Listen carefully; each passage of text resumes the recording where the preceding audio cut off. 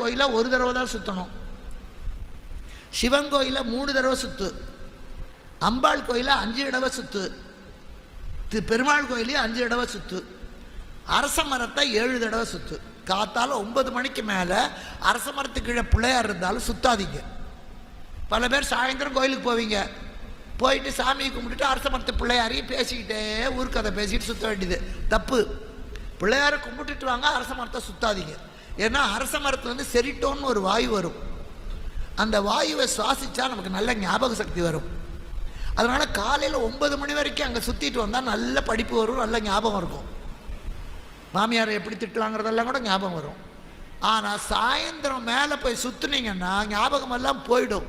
அதனால தான் விளக்கு வச்சாட்டு அரச மரத்துக்கிட்ட போகாது, நீ பிசாசு பிடிச்சிக்கோமாங்க. அந்த காலத்தில் அரச மரம் அது செரிட்டோங்கிற வாயு, அது ஞாபக சக்தி போயிடும், வியாதியெல்லாம் வரும். அதனால் அரச மரத்தின்